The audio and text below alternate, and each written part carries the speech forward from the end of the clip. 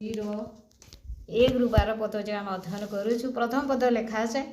केतक दिन उतारी से पुनर्बार कफरनाहुम को प्रवेश कफरनाहुम रे प्रवेश करते से गृह रे अछंती बोली जनरब है। आम प्रथम पदरे देखु केतेक दिन उतारी कहले पुनर्बार आगुरी जाइथिले कफरनाहुम को प्रभु जीशु 21 पदरे अर्थात एक पर्वर 21 पदरे आम जाचु से समस्त विषय आउे केते दिन पर पुनर्बार कफरनाहुम को आउ थे से जाऊँगी आउ जो जगार से अच्छा जो गृह अच्छा से गृह प्रभु जीशु अच्छा बोली जनरब है। ए वाक्य आम को यहाँ शिक्षा दिए आम जदि प्रभु जीशु को आमर गृह को स्वागत करियछु आम जदि प्रभु को ग्रहण करियछु आमर हृदय आम परिवार आम मंडली रे ताहेले आमर व्यक्तिगत जीवन पारिवारिक जीवन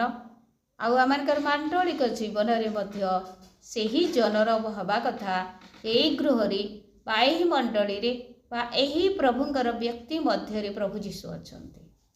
प्रेज द लॉर्ड हालेलुया। द्वितीय विषय मु कहबा निमते चाहे आउ 4 जन लोक निश्चित भाव जड़े पक्षाघाती रोगी पर पैरालिसिस आम समस्ते जानू सी चली पार ना जापर ना आउ असहाय अवस्था थिबार व्यक्ति को 4 जन लोक जीशु पाखक नेबाकू सत चेष्टा कले आउ एते चेष्टा कले जे देखले जीशु जो गृह रे अछंती से गृह को लोक मानकर एते भीड़ होईची से गृह रे आ से पक्षाघाती रोगी को 4 जन बोही नेबाटा संभव नह आउ जेहेतु जनगहली थिला सेथि पई से माने गोटे उपाय पांचिले जो गृह रे जीशु अछंती आ से गृह रो छात कि प्रकार छात हेतु आमे जानि पारना होय तो आउ पाड़ छात हो पारे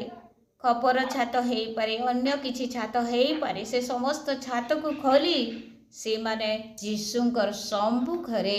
आउ से पक्षाघाती रोगी को ओल्हई देले। तार अर्थ से विषय आम को शिक्षा दिए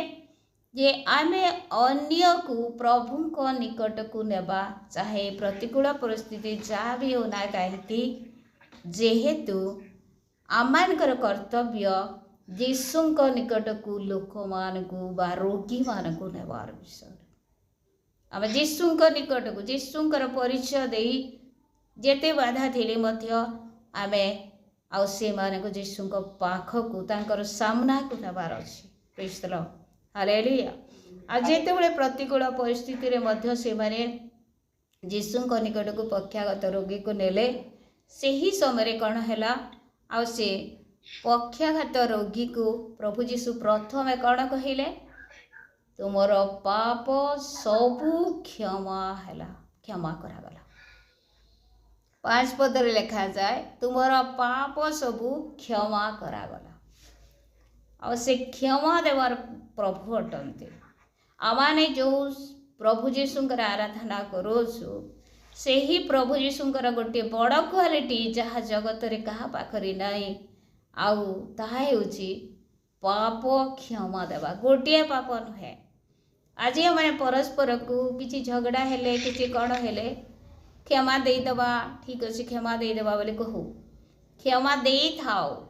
किंतु परे पुणी थरे मन पड़े हाँ कि नहीं एंता करिथिला गो मते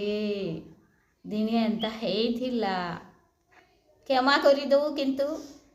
आउ थरे सेटे थाए भितरे जदि आम झगड़ा है न था किंतु से क्षमा देवार विषय मध्य आउ आमान भितरे अंकी मारू थाए ताहा जीवित हो थाए मृत हो न थाए किंतु प्रभु जीशु जहाँ को जार पाप क्षमा कले संपूर्ण भाव से पाप को से घोड़े देले आउ रखिलेनी आउ मने पकेलेनी। Praise the Lord hallelujah. केतेडा पाप से क्षमा दियंती सबु किछि सबु पाप को से क्षमा दियंती आमे से ही परि जीवित प्रभु जीशुंकर आराधना करूछु जे कि आमनकर जन्मदिन जहाँ किछि पाप आमे करि आसीछु सबु पाप को से क्षमा दे अछंती। Praise the Lord hallelujah. आउ द्वितीय कौनसी व्यक्ति नहांती जे पाप क्षमा करि पारे कहारी से परि योग्यता नाही केवल हमनका प्रभु यीशुंकर योग्यता अछि praise the Lord hallelujah hallelujah आउ से कौन कले से प्रभु यीशु ए जगह देखिले जे लोकटा पाप करिछि आउ मु संपूर्ण तार शरीर को प्रथमे सुस्थता करदेले किसी काम देव ना से सुस्थता पाइब आउ से कौन हम नरक को जीव सुस्थता पाई नरक को जीव एटा चली पार ना दौड़ी दौड़ी नरक को जीव सेथिपाई प्रभु जीशु ताहा चाहिए नहीं आउ से चाहिए जेहेतु से चाहती आत्मा रक्षा निमंते सेथिपाई प्रभु जीशु कौन कले प्रथमे तार पाप सबू को क्षमा करदेले द्वितीय ताकू कहले जे तोर खटिया जेन धरिक शुई कर आसलु से खटिया के धरिक इठानु जान तोर काम सरला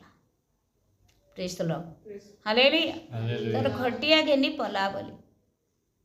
अर्थात प्रभु जी जदियो शरीर सुस्थता आम को आवश्यक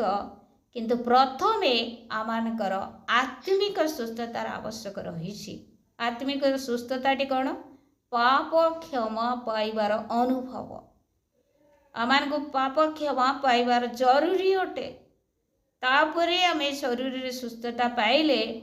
आमे निश्चय स्वर्ग राज्यर अधिकारी हवा प्रेज द लॉर्ड हालेलुया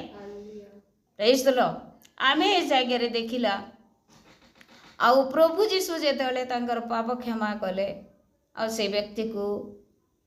सुस्थता देले आ तोर निजर खटिया धरी तू चली जा बोले कहले लोक माने अनेक तर्क वितर्क कले प्रभु जीशु जेहेतु अंतर स्वामी परमेश्वर आ से निजे जानिले से मानकर मनर तर्क वितर्क आउ से कहले कोटा तुम पाई सहज कुह आज आम सामने प्रश्न उठे आम पक्षरे कोटा सहज आम कर तोर पाप क्षमा हो गला कि खटिया धरिक तू पला दौड़ी तोर घर के जा कही पारमा केनटा सहज केनटा सहज नहीं से आम लगे मनीष लगे कौटा सभी सहज नुह प्रेज द लॉर्ड हालेलुया किंतु परमेश्वर बा जीवित प्रभु सबु किछि करि पारंते आउ से कौन कले से आत्मा को मध्य सुस्थता देले पाप क्षमा करदेले पुणी शरीर रे मध्य सुस्थता देले प्रेज द लॉर्ड हालेलुया आउ शरीर सुस्थता परे आउ तापरे लोक माने देखिले आर वास्तव रे आमे जहाँ चिंता करूँ ताहा नुह आउ ये निश्चय आउ असाधारण कार्य करुअछंती आउ एहा देखी से माने 12 पद लिखा जाए से उठी तत्क्षणात खटिया घेनी समस्त साक्षात बाहरी गला